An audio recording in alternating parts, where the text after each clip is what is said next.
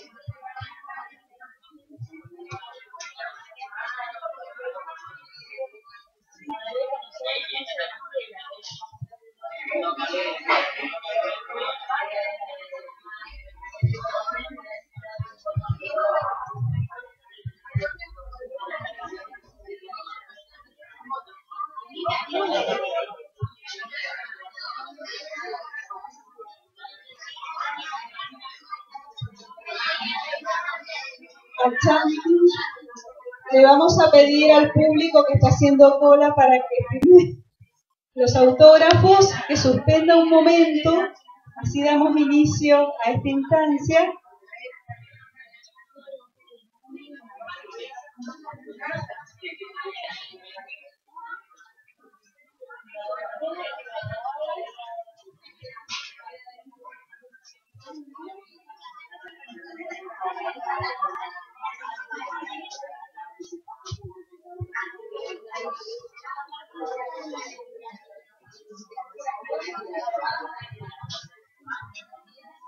Bien, ahora sí. Buenas tardes. Buenas tardes. La literatura como puente indiscutible hacia la alfabetización. Así lo hemos nominado a este panel de escritores. Muchas veces escuchamos repetir que la lectura abre puertas, amplía la imaginación, genera lazos entre las personas. Como docentes sabemos que es así. De allí nuestra inmensa responsabilidad de tender puentes entre la literatura y nuestros alumnos. Descubrir los rasgos que debe seguir el lector y los senderos que transita el escritor. Ello nos ayuda a construir esos puentes y a encontrar sentidos. Construir sentidos no es buscar algo que esté dado en las palabras, no es buscar una posibilidad única de interpretación. Construir sentidos implica un movimiento personal que se va transformando en un camino lector propio que se transita durante toda la vida. Con sus vueltas, sus laberintos, sus lugares luminosos y oscuros, ocultos a veces. Y en este camino lector hay encuentros imprescindibles con las voces de los otros, voces que hablan también a través de la escritura en todas sus formas. Hoy han escuchado a esta convocatoria 3 escritores. Nos visitan, van a hacer el recorrido de las lecturas y especialmente de sus escrituras. Los presentamos, pero vamos a partir a través de sus palabras. Ella nos dice en una entrevista: me gusta leer desde siempre y me parece que una cosa lleva a la otra. Uno se enamora de las palabras y la magia que encierran, de las historias bien contadas que hacen vibrar y luego una tiene ganas de ponerse del otro lado de ese disfrute que lleva mucho trabajo detrás. Es Laura Escudero Nació en la provincia de Córdoba, donde reside actualmente. Ha estudiado arte, teatro, se recibió de profesora de educación preescolar y licenciatura en psicología, y su interés y dedicación por trabajar en el campo de la literatura infantil y juvenil la ha llevado a profundizar a través del Centro de Difusión e Investigación de Literatura Infantil y Juvenil desde el 2000. Es también máster de promoción de la lectura y literatura infantil en el Centro de Estudios de Promoción de Lectura y Literatura Infantil de España.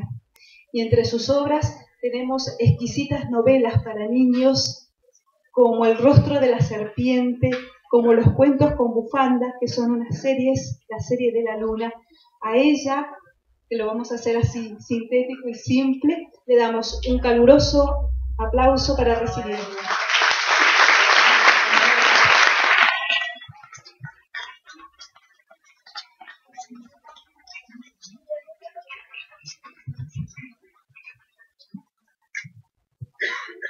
Vamos a la presentación del siguiente escritor que nos visita y también a través de sus palabras y que hemos escuchado en una entrevista.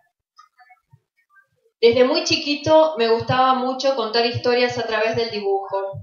Yo dibujaba y oralmente le inventaba una historia a lo que había hecho. Empecé a hacer historietas antes de escribir y leer. Además, leía mucho las historietas cuando era chico y era muy crítico con ellas. Le prestaba mucha atención al guión. No me gustaba que me subestimaran ni que contaran siempre lo mismo. Por eso, si bien las leía, no prefería las de superhéroes porque ya sabía cómo iban a terminar. Él es Chanti, el seudónimo de Santiago Andrés González Riga, autor de historietas y de cuentos, ilustrador y además diseñador gráfico de muchas de sus producciones. Su trabajo incluye tiras cómicas e historietas publicadas en diferentes medios gráficos, diarios, suplementos infantiles y revistas del interior del país, de Buenos Aires, España, y hasta una publicación para niños hispanohablantes en Washington. Algunas de sus historietas están reunidas en libros, como El Futre, Facu y Café con Leche, Misión Mascota, Mayor y Menor, La Historietería. Ha sido premiado en concursos provinciales y nacionales relacionados con la historieta, el humor gráfico, el diseño gráfico y el cuento infantil. Lo tenemos aquí, un aplauso para él.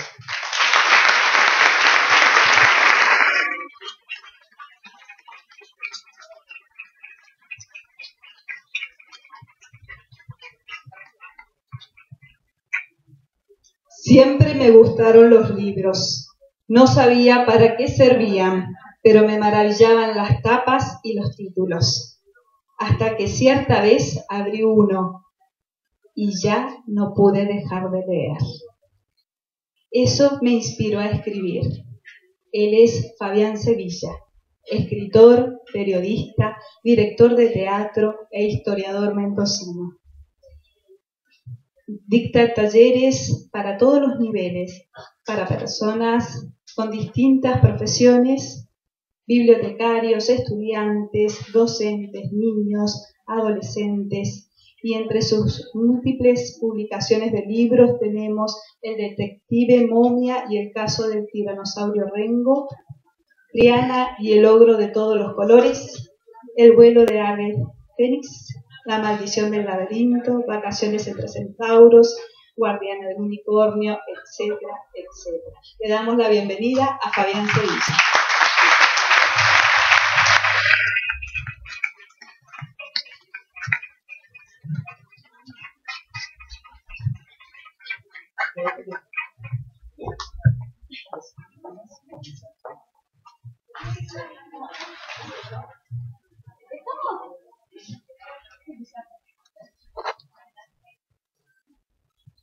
Buenas tardes.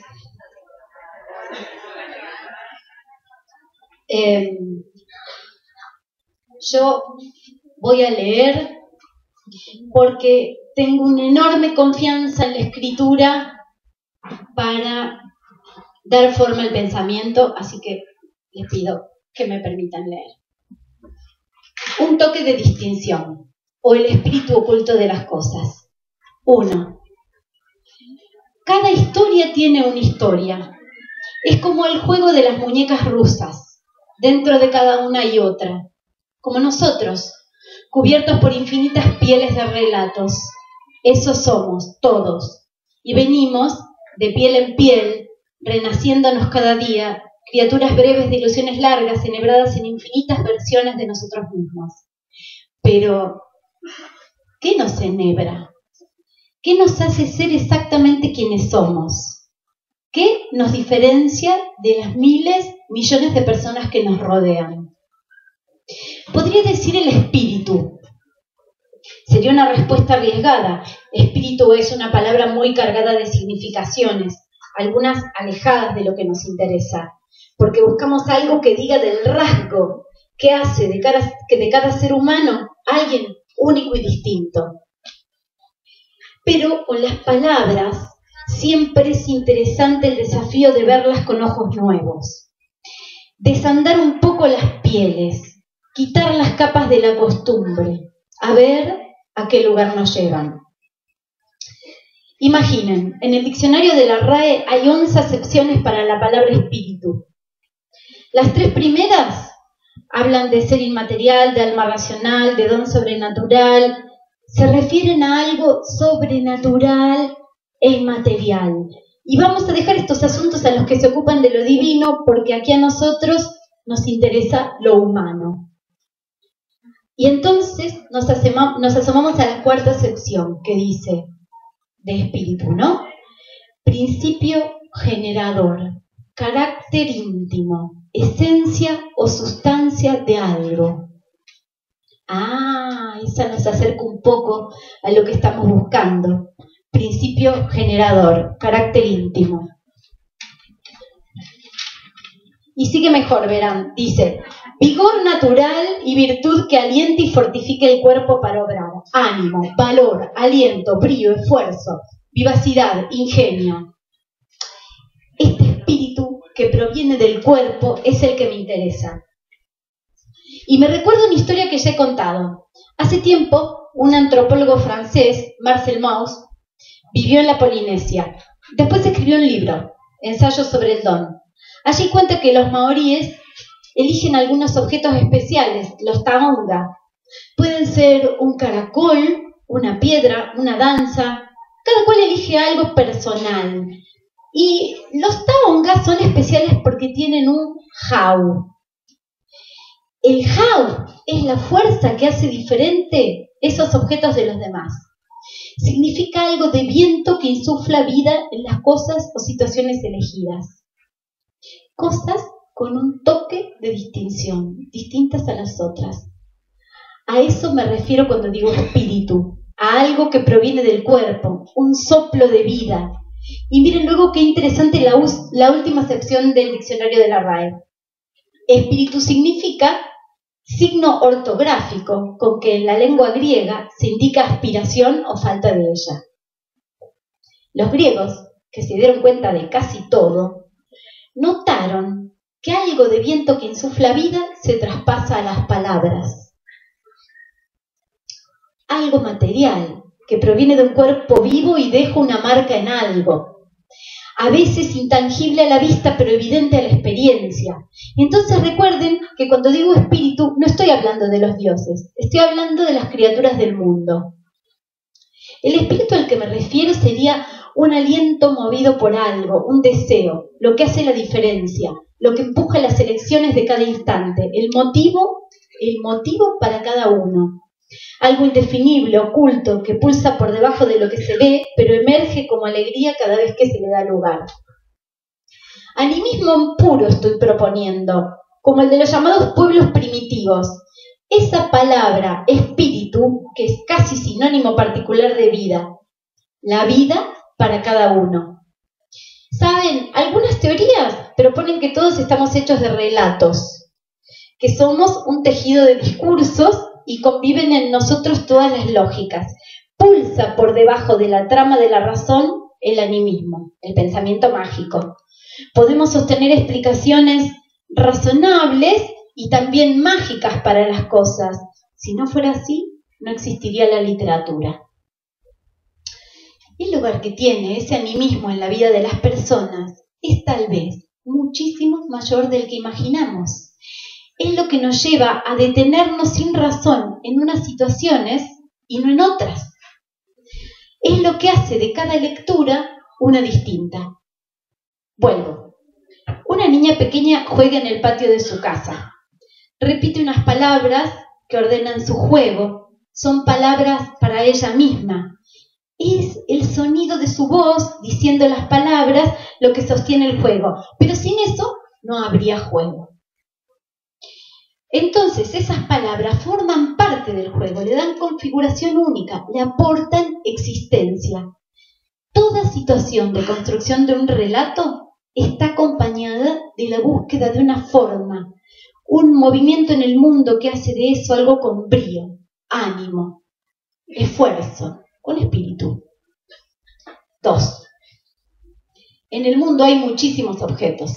Estamos rodeados de cosas tantas que si alguien deseara y tuviera todo, enloquecería. Por eso uno amuebla su vida con los objetos que elige. Y elige con unos argumentos razonables y otros que son un misterio hasta para una misma. Es difícil encontrar una explicación. La elección a veces tiene la forma de una evidencia. Compramos algunas cosas, nos regalan otras, o las heredamos, o las encontramos por ahí. Pero aun cuando se trata de objetos destinados a satisfacer una necesidad perentoria, como hambre, sueño, abrigo, algo de nosotros se juega en la elección. Algo de nosotros. No nos da lo mismo cómo y con qué encontramos esa satisfacción. Queremos algo con un toque de distinción. Entonces a esas cosas que nos rodean las distinguen esos valores asignados por nosotros. Y saben que otra vez voy a detenerme en una palabra, la palabra valores, porque también ha sido extenuada por el uso. Pobre palabra, en la boca de cualquiera diciendo cualquier cosa, se quedó casi sin aliento, boquea como pez fuera del agua. Me parece necesario recordar que hay una dimensión particular de la palabra valores, que cada uno de nosotros lleva a cabo unos procedimientos de valoración. Arriesgo una hipótesis. Valorar algo es leer en una cosa sus cualidades, como signos en relación al repertorio de significaciones que desde nuestra experiencia le hemos atribuido a esa cosa. Esos signos tienen una dimensión social y personal. Es decir, el valor de algo para alguien es la suma de los efectos que producen las cualidades de esa cosa en esa persona en particular. Los objetos tienen, por ejemplo, un valor de mercado, lo que cuestan, ¿no? Es un valor que se fija por fuera del objeto y de nuestra relación de deseo, pero representa una mínima porción del valor de la cosa. Una botella de agua no vale lo mismo para mí paseando por el centro con 3 kioscos por cuadra que para alguien extraviado en el desierto. Pero el asunto va todavía más allá. Mis fotos familiares tienen un valor para mí, pero un valor de intercambio mínimo en el mercado, ¿no? Las cosas tienen valores de mercado y otros valores simbólicos, culturales, emocionales y más.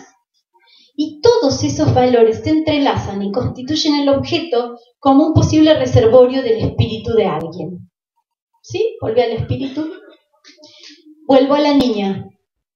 La niña inviste de espíritu, con esas palabras misteriosas, a su juego. Como si se tratara de un ritual mágico, traspasa algo de sí a las acciones y los objetos de su juego. Por eso cree. Porque para jugar hay que creer en el juego, ¿no? Esa operación de animización de los objetos nos enlaza a ellos y también entre nosotros. Los objetos ligan, crean lazos en todas las dimensiones de lo que valen. Los libros de literatura son objetos de este mundo. Tienen valor metálico y más. tienen valor como objetos de transacción, por eso son mucho más que mercancías. Son objetos que circulan en diversos sentidos y ese circular refuerza o no una trama de lectores. O sea, no da igual cómo un libro de literatura circule. El valor de un libro de literatura excede al que tiene como objeto material en el exacto momento en que lo elijo y se tramita entre el libro y yo una relación especial. Yo le traspaso algo de mi hálito, algo de mi viento, algo de mí, se abre un diálogo, entro en un pacto ficcional y creo, con todas las ganas de creer en eso que estoy leyendo. O no creo nada y lo abandono. Entonces, son dos maneras de valorar. Existen en mi historia con ese libro procedimientos de valoración. Pero hay muchísimas otras situaciones que inciden en el valor de un libro. Situaciones que están ocultas a primera vista y que vienen de la historia de ese libro, que ya tiene unas cuantas pieles al momento de llegar a nosotros. Si yo soy la autora de un libro, mi posición de entrega a la escritura suma o resta valor. Mi posición simétrica a la de la niña que busca la forma en el sonido de las palabras, la cadencia, la resonancia que impregna de espíritu su juego, se advierte.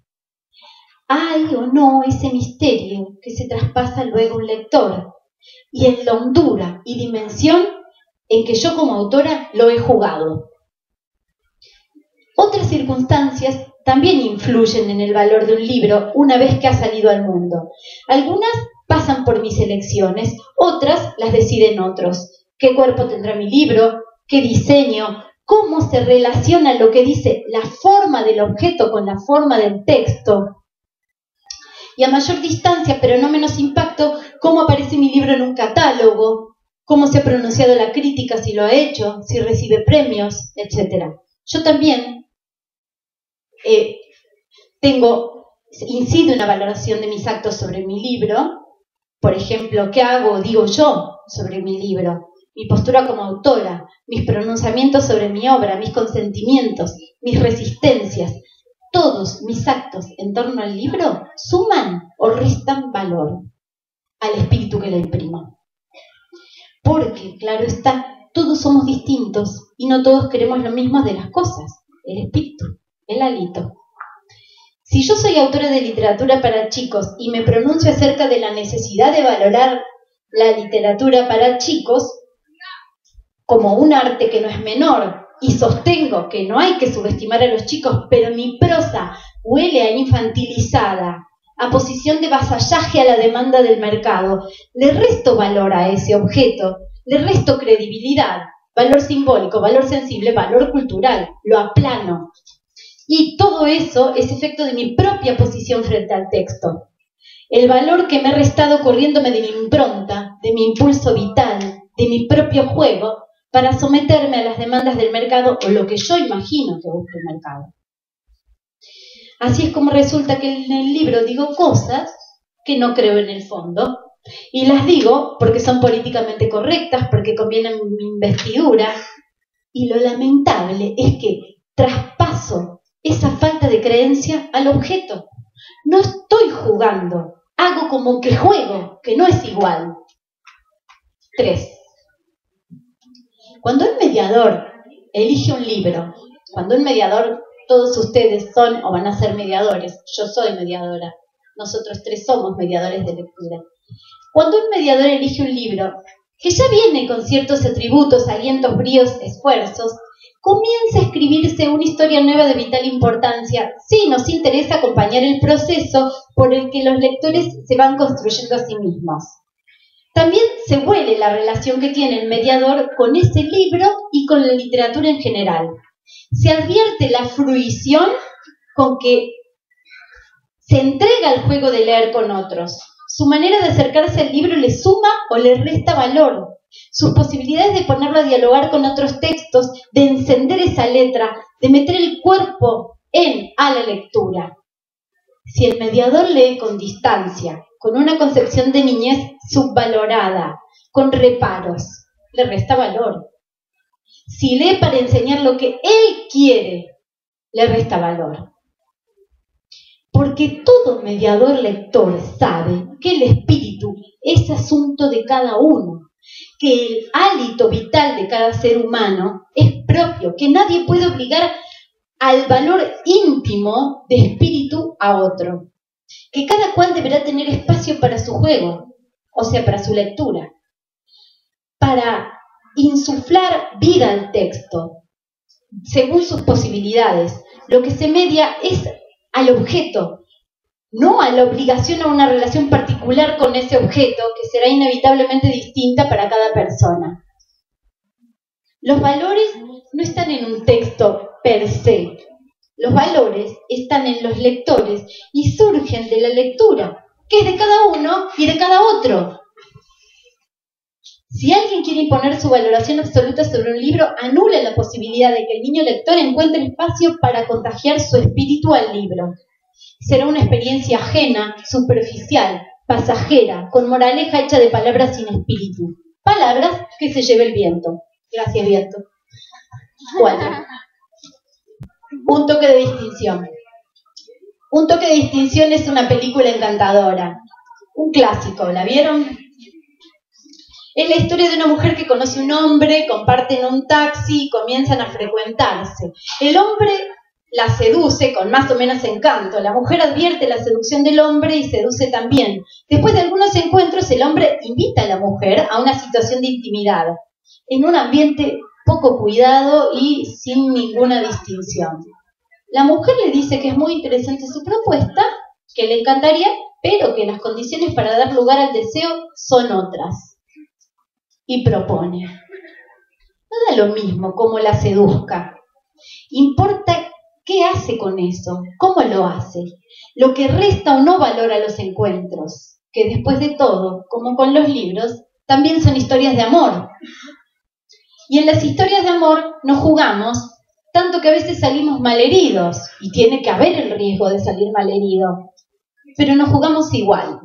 Por eso, para terminar, les convido un poema de Raquel Garzón, cordobesa, contemporánea, en Riesgos en la Noche, que dice así: Argumentos de arena.